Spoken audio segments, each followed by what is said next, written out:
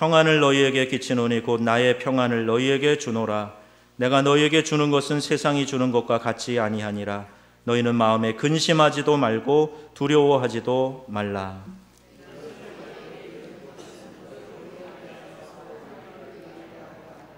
세상에서는 너희가 환난을 당하나 담대하라. 내가 세상을 이겼노라. 아멘. 여러분의 감사를 업그레이드 하세요. 이렇게 마무리가 되네요.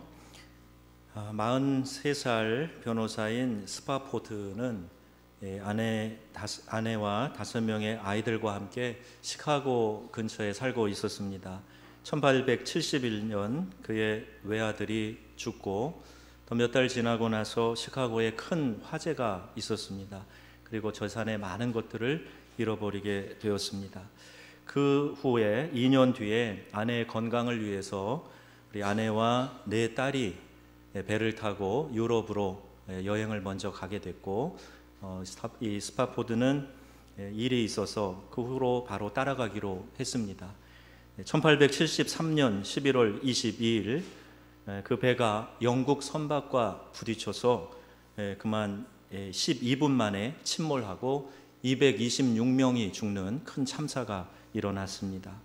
아내는 구출이 되었는데 자녀들은 모두 익사하고 말았습니다. 그리고 아내가 보낸 문자에 전보에 혼자 구조됨 어찌해야 하나요? 이런 전보를 받고 아내를 만나기 위해서 출발을 합니다.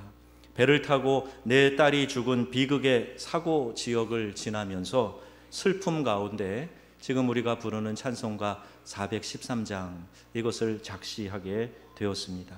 내 평생에 가는 길 순탄하여 늘 잔잔한 강 같든지 큰 풍파로 무섭고 어렵든지 나의 영혼은 늘 편안해. 내 영혼 평안해. 내 영혼 평안해. 이런 찬송 가사를 작시하게 되었던 것입니다.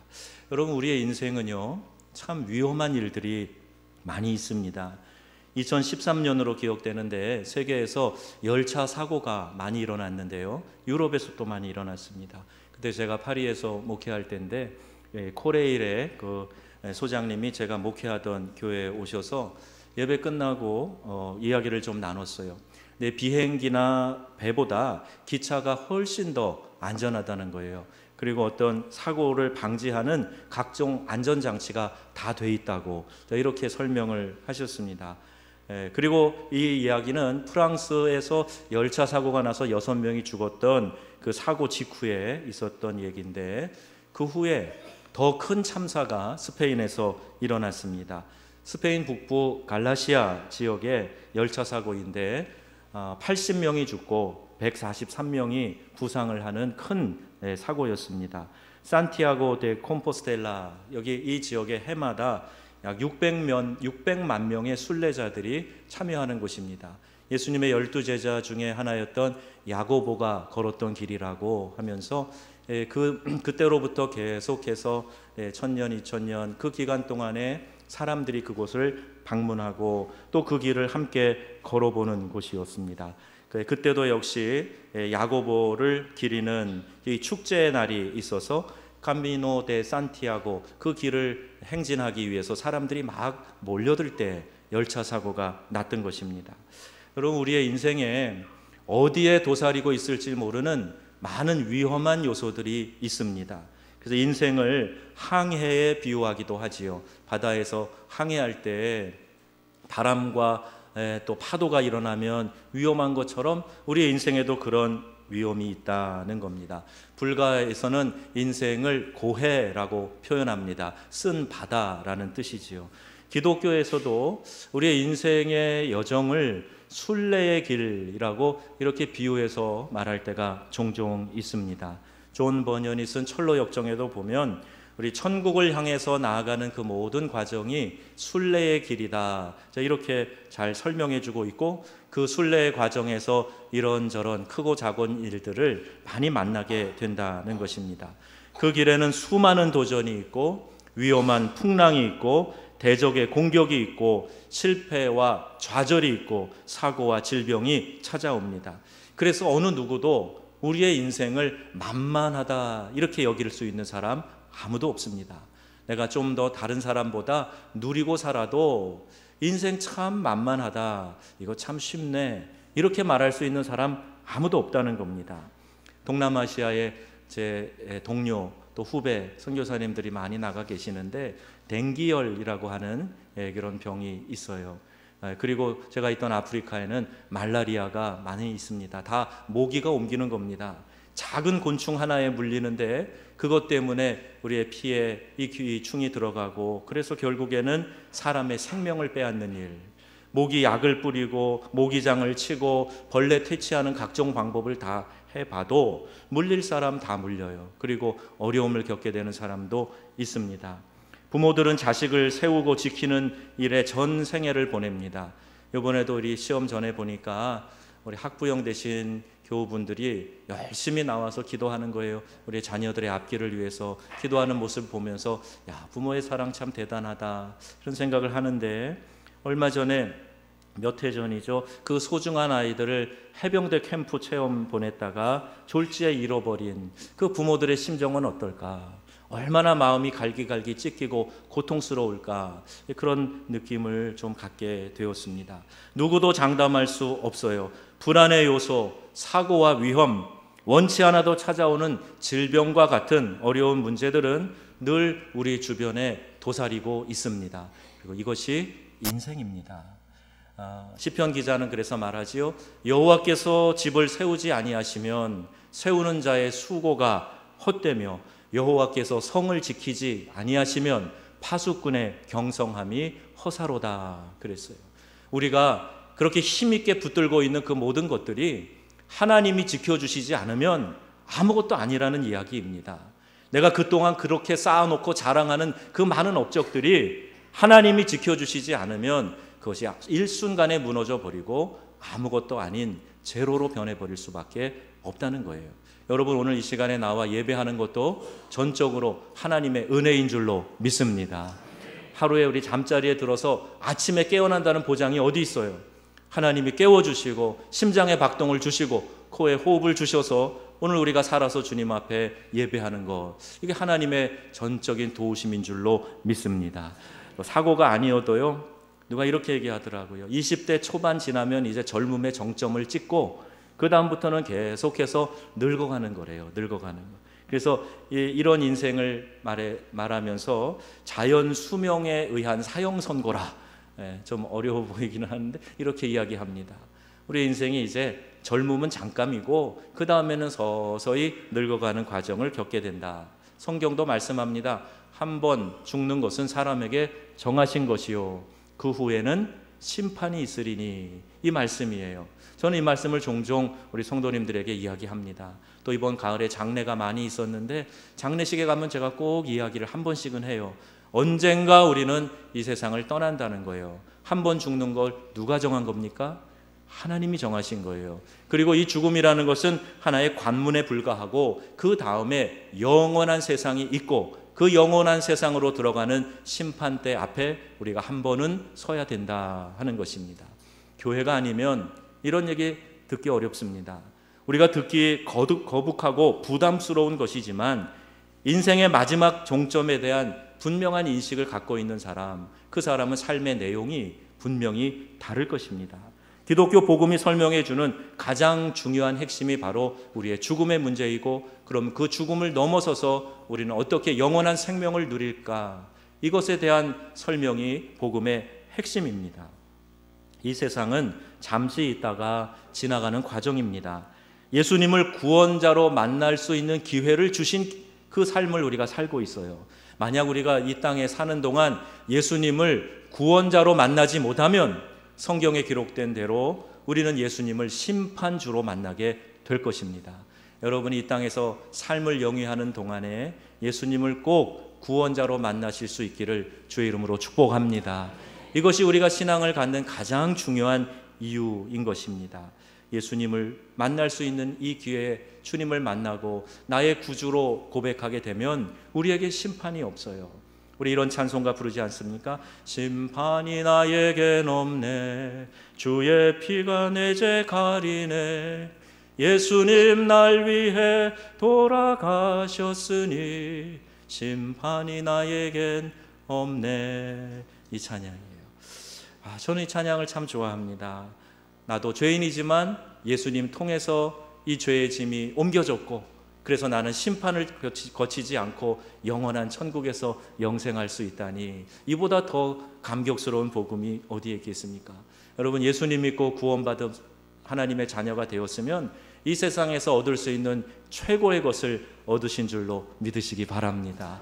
그래서 내가 이 귀한 선물을 받았기에 주님 앞에 감사하는 마음으로 예배드리고 주님의 몸된 교회를 섬기고 이 사회를 섬기고 세상의 빛으로 소금으로 살아가는 것이지요. 성경은 말합니다. 어리석은 자의 마음은 잔치집에 가 있고 지혜자의 마음은 초상집에 있다 그랬어요. 한동안 웰빙 얘기를 많이 하더라고요. 뭐 좋은 거 먹어야 된다, 어떻게 사는 게 건강한 삶이다, 이런 얘기 많이 하더니 요사이 와서는 그것도 중요하지만 더 중요한 거는 어떻게 아름답게 생을 마감하느냐, 웰 다잉, 이게 더 중요하다, 이야기를 많이 하는 것을 듣게 됩니다.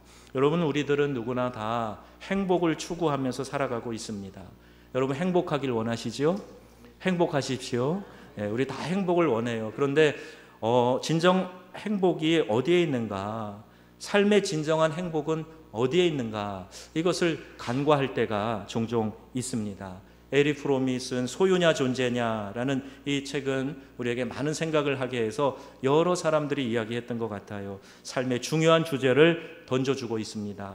존재 자체로 인한 기쁨과 보람, 만족, 이런 것보다는 사람들이 너무나 소유를 통해서 내 삶에 만족을 느끼려고 하고 내가 무엇인가 성공한 사람인 것처럼 생각하려고 하는 거, 이게 잘못된 착각이라는 것이지요. 그리고 소유를 통해서 인정받고자 하는 사람의 욕망이 무한하다 하는 것을 우리에게 또 가르쳐주고 있습니다. 더 큰 차, 더 큰 집, 더 큰 거를 소유하고 더 비싼 거를 소유하면 사람들이 나를 우러러 보겠지. 그리고 사람들은 그 허탄한 그 내면을 바깥에 소유한 것으로 채우려고 하는 그런 모습들이 이 시대에 많이 있습니다.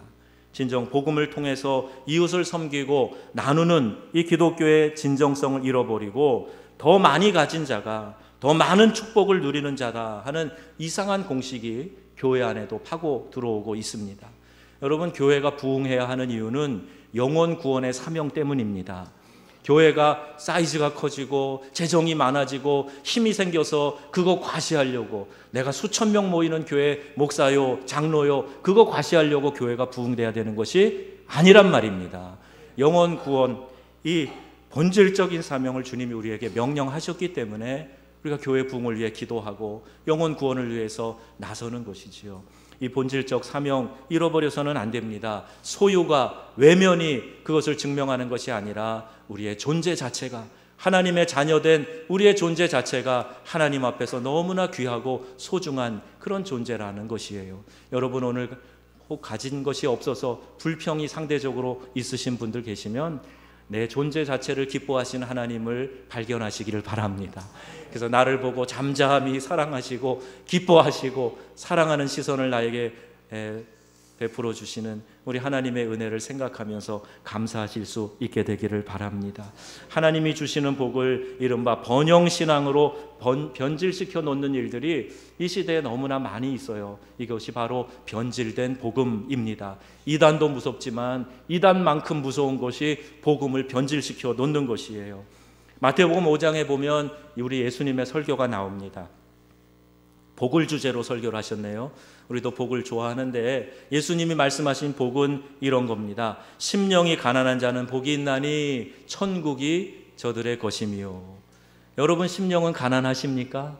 라오디게아 교인들은 그렇게 생각했어요. 나는 부자라 부요하여 부족한 것이 없다 그랬어요. 근데 성령이 그들을 깨닫게 해주시는 거죠. 너는 헐벗었어, 너는 지금 굶주렸어, 심지어 너는 눈이 어두워서 벌거벗은 것조차도 몰라, 이렇게 알려주셨어요.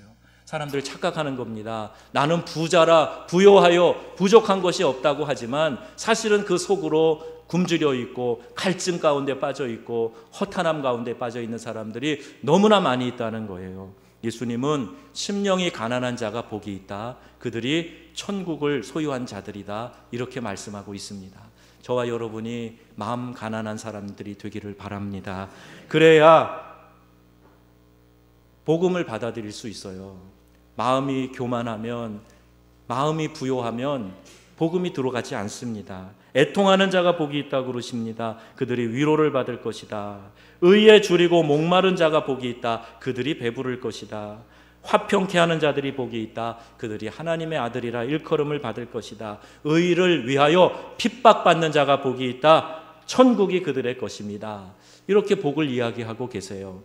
이 복이 오늘 우리도 추구하는 복이 될 수 있기를 바랍니다.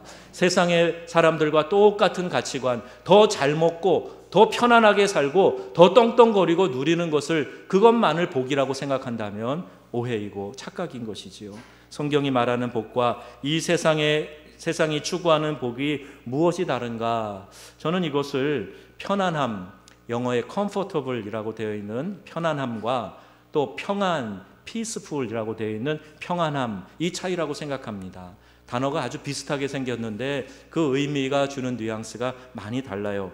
편안함과 평안함은 이런 차이가 있습니다. 이 세상은 계속해서 편안한 것을 평안함이라고 이렇게 선전을 하고 있어요. 그리고 그 편안한 것이, 컴포터블한 것이 당신에게 행복을 가져다 줄 것이라고 그렇게 말합니다. 멋진 절경을 배경으로 자동차가 질주를 합니다. 그리고 사람들에게 이 차를 사면, 이 차를 타고 다니면 당신 행복해질 수 있을 것이다 라는 메시지를 심어주고 있어요. 자연과 조화를 이루는 그런 아파트라고 선전을 하면서 그 안에 들어가 살기만 하면 막 행복이 넘쳐날 것 같은 그런 느낌을 주는 선전이 매스컴을 통해 많이 나옵니다.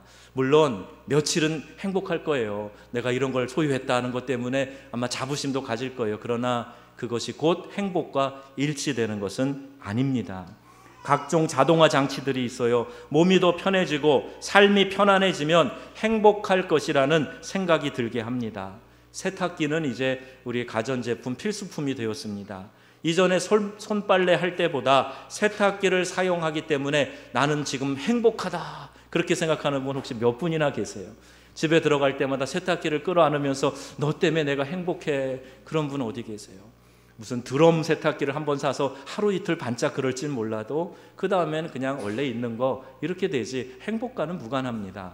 어쩌면 그럴 거려, 나는 왜 식기세척기가 없는 거야, 그러면서 상대적인 박탈감, 공허를 느끼는 분이 계실지도 모르겠어요. 돈으로 편안함을 살 수 있지만 평안함은 돈으로 살 수 없습니다.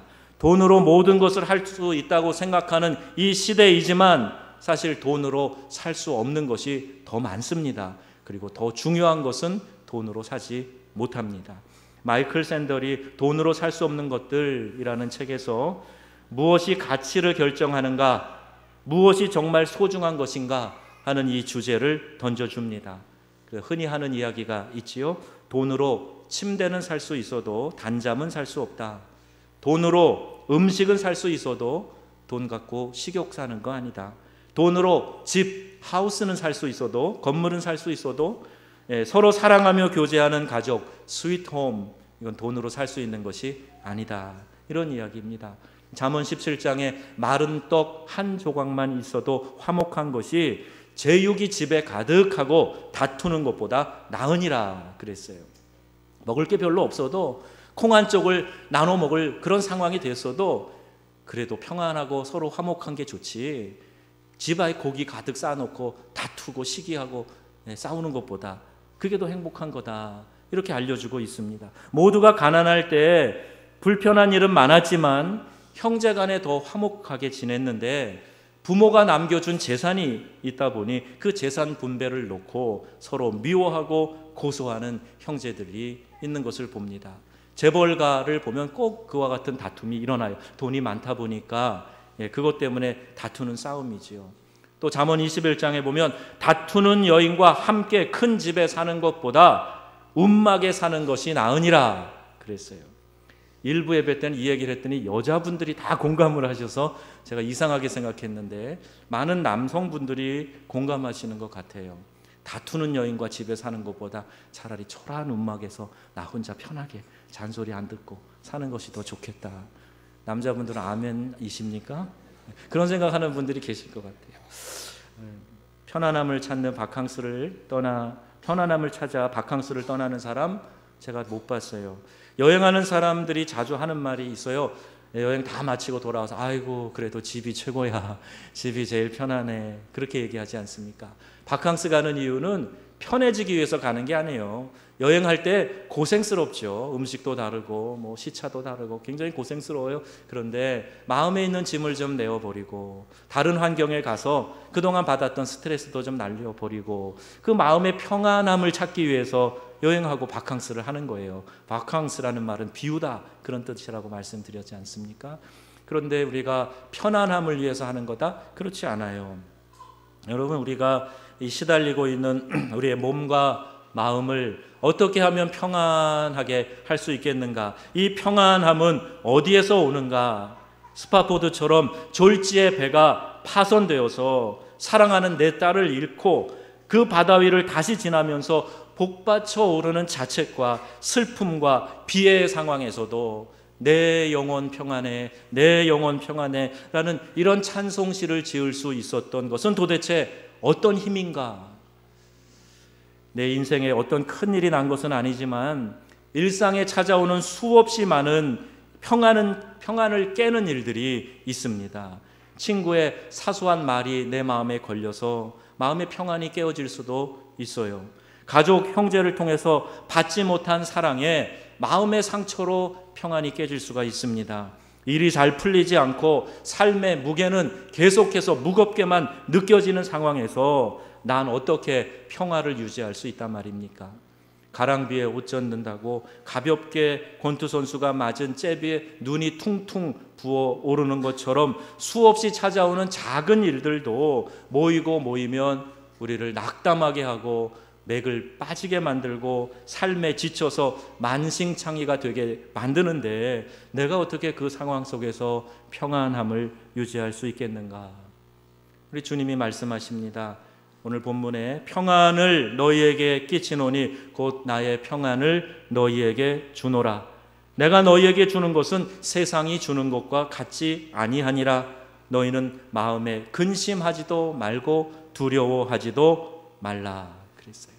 예수님이 평강의 왕이십니다. 그리고 내 평안을 너희에게 줄 테니 두려워하지 말아라. 근심하지 말아라. 이렇게 우리에게 말씀하고 계세요. 그리고 이 평안은 세상이 주는 것과 절대 같은 것이 아니다. 나만 줄 수 있는 이 평안 너희에게 줄 테니 두려워하지 말고 원망하지 말고 근심하지 말아라. 우리 주님이 우리에게 말씀하고 계십니다. 이 말씀이 여러분에게 성령의 음성으로 들려주실 수 있기를 축복합니다. 우리에게 평안을 주시기를 원하시는 그분이 계세요. 평강의 왕으로 오셨기 때문에 절대 권력을 가지고 계신 주님께서 그 평안을 우리에게 나눠 주시겠다고 말씀하십니다.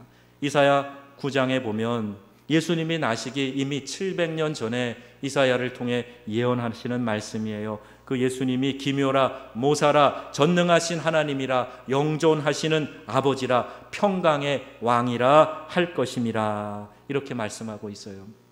예수님이 평화의 왕으로 이 땅에 오셨고 또 인류의 죄를 지고 십자가에 달려 죽으신 것도 하나님과 우리 사이를 화평케 하시기 위해서 예수님께서 십자가에 달려 죽으신 겁니다. 그래서 그 예수님을 화목제물이라 이렇게 요한일서에 표기하고 있습니다. 하나님과 나 사이에 죄가 담이 되어서 소통할 수 없는 그런 지경이 되었는데 그리고 이 상태에서는 결국 멸망받을 수밖에 없는 죄인인데 예수님이 이 땅에 오셔서 자기 자신이 제물이 돼서 십자가에 죽으시고 하나님과 우리 사이의 길을 막힌 담을 헐어버리신 거예요. 그래서 하나님과 우리 사이에 소통이 일어나게 되었고 예수님은 화목 제물이 되어 십자가에 달려 죽으신 것입니다. 왜 예수님이 십자가에서 죽으셨는가? 우리에게 결국에는 화평을 주시기 위해서예요. 가장 본질적인 화평, 하나님과 우리 사이에 화평을 주시고 동시에 우리 사람과 사람 사이에 화평케 하시기 위해서 이 땅에 오셨고 십자가에 달려 죽으신 것입니다. 이 놀라운 복음을 우리가 가지고 있는데 왜 불평하고 원망하고 낙심하고 두려워합니까? 여러분 안에 이 은혜가 넘쳐나시기를 축복합니다. 평화 평화로다 하늘 위에서 내려오네 그 사랑의 물결이 영원토록 내 영혼을 덮으소서. 아멘. 평화가 어디에서 와요? 하늘 위에서 내려온다 그랬어요. 이 세상이 주는 평화, 그거 평화 아니에요. 네, 단순한 기쁨과 자극이에요.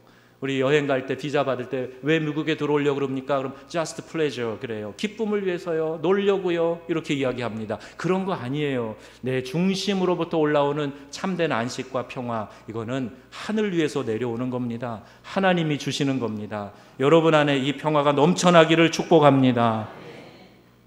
나의 평안을 너에게 준다고 예수님 말씀하고 계세요. 세상이 주는 것과 같지 않다고 말씀하셨어요.